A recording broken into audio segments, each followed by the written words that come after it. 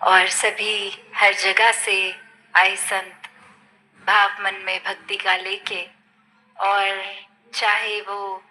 सुबह से ही इन मैदानों में बैठे सत्संग का समागम का आनंद ले रहे हैं, या अपने घरों में अपने गैजेट से स्क्रीन से जुड़ के, बात यही कि भक्त को तो हर समय इस निराकार की ही जरूरत है। इसी के भक्ति में चूर होने की बात, एक प्रायोरिटी हमेशा यही निराकार दातार, ये ईश्वर अल्लाह जिस नाम से भी पुकारें, और यही संदेश हमेशा से आया है किसी भी युग में। आज भी यही सबसे कीमती संदेश है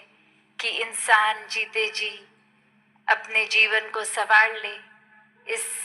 रोशनी इस सच्चाई से जुड़ जाए। चाहे सुबह वो जो स्वागत का समय, और उसमें भी अनेक झांकियों के रूप में देखा कि कैसे ये संदेश को, एक मानवता के नाम भी ये संदेश कि इस जीवन को, इस संसार को, चाहे वो सोशल रूप में, कैसे एक साफ सुथरे जल की एक डिपिक्शन, एक प्रकृति को गंदा कूड़ा करके ना गंदगी और बढ़ाने की बात,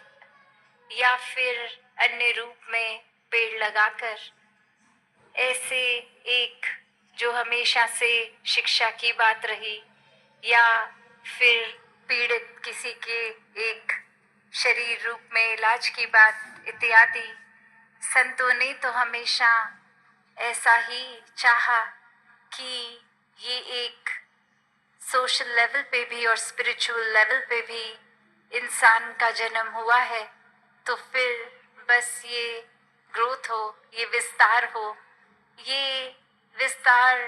सिर्फ एक भावनाओं की ही बात का नहीं, ये अंदर से बाहर की यात्रा, जो फिर एक, चाहे हम इस बिंदु को ही देखें कि एक सच्चाई जो अपने जगह पे कायम दायम और कण कण में भी, और जहाँ ये एक फोकस पॉइंट भी, वहाँ इतना असीम विस्तार की ये बीइंग बाउंडलेस वाली बात कि ये कभी ना खत्म होने वाली।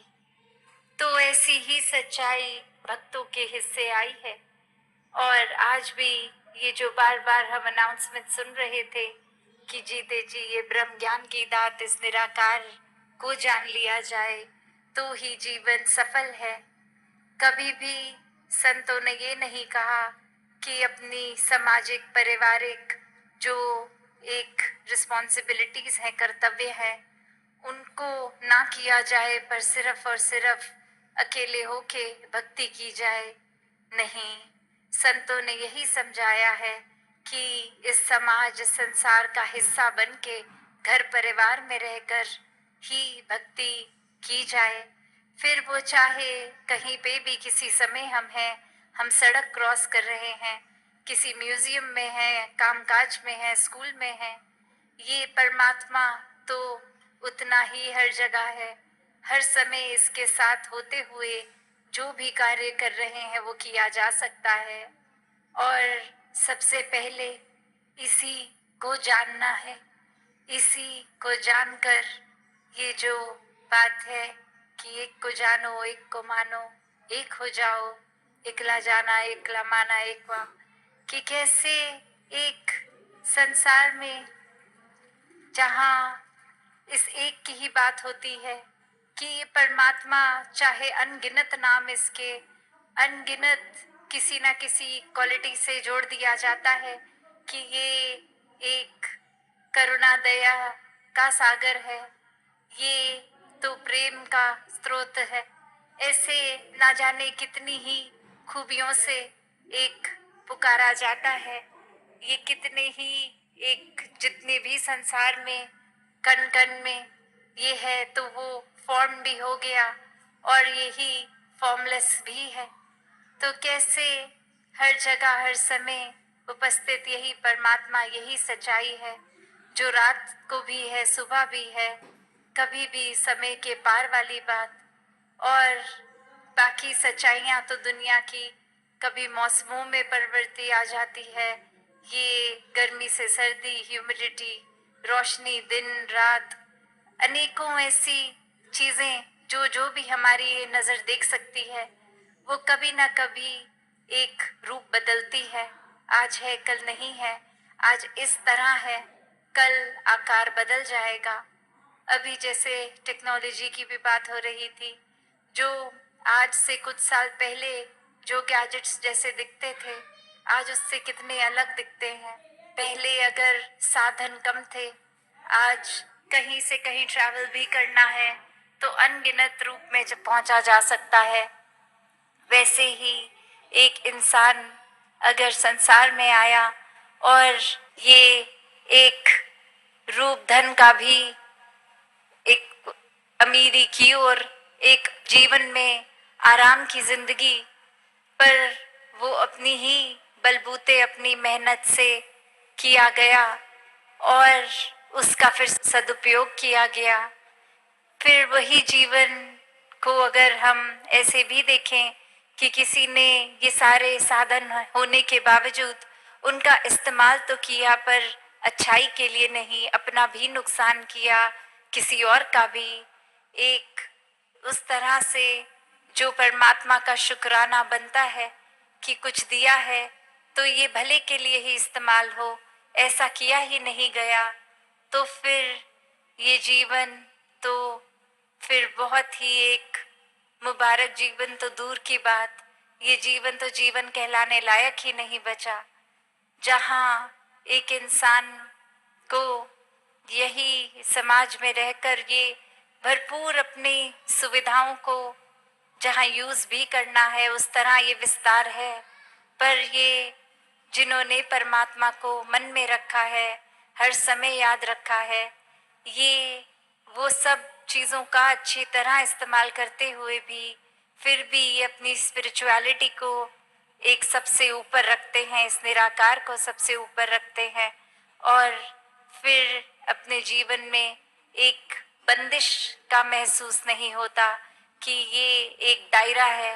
एक ये इतना असीम निराकार, और कितने ही ये अनगिनत तरीके जिससे इस निराकार के साथ प्यार और मजबूत किया जाए, चाहे वो एक दिल से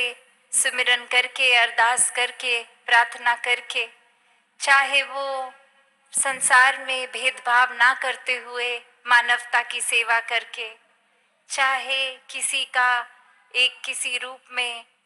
किसी तरह का भी कंफर्ट पहुंचा सकते हैं, दुख तकलीफ दूर कर सकते हैं वो कार्य करके, और बात सिर्फ वही कि समर्पित भाव हो, वरना अहंकार जहाँ अपनी जगह ले लेता है, फिर तो मन में यही आएगा कि अगर किसी के जीवन को मैंने संवारा तो वो मेरी वजह से हुआ, अगर मैं ना ये मदद करता तो फिर वो इंसान का तो भला नहीं होना था। पर यही एक फर्क सेवा में और मदद में, ये हेल्प नहीं है, ये तो सर्व करना है। और वही संत तो ये अब खुद को गवा कर सेवा करते हैं, और ये हम्बल हो के एक विनम्रता के साथ कि ये परमात्मा सेवा करा रहा है, शक्ति बल बख्श रहा है, तो ही कुछ हो पा रहा है। और फिर यही मन सत्संग करके भी इस दातार, इस निराकार के साथ वो अपना डीप कनेक्शन और मजबूत कर लेता है। और वहीं अगर सत्संग में भी आके एक ध्यान इधर उधर, या फिर सिर्फ इसीलिए आ रहा है कि कोई देख ले हम भी आते हैं सत्संग, या अक्सर छोटी छोटी चीज़ें कि किसी को देखा कि कोई जीवन में उपलब्धि मिल गई है, तो एक खुद की ही कैलकुलेशन लगाई कि वो महात्मा तो बहुत रेगुलरली संगत जाते हैं, तो हम भी जाएंगे तो हमें भी वो अचीवमेंट मिल जाएगी, या ऐसे कोई भी कारण बना लेते हैं जो एक मूल रूप से एक अपने प्योर रूप से एक भक्ति के दायरे में नहीं, चतुर चालाकियों के दायरे में आता है। और ऐसा करना भी फिर वो सत्संग नहीं है, क्योंकि अगर यही देखें कि ये सत्य का संग है सत्संग, इसमें और कोई भाव की मिलावट आ जाए तो फिर वो सत्संग नहीं रहेगा। तो कैसे अपने जीवन में एक वही बात कि जब ये निराकार पूरा है तो फिर हमारा इस निराकार पे यकीन होना ना होना, इस निराकार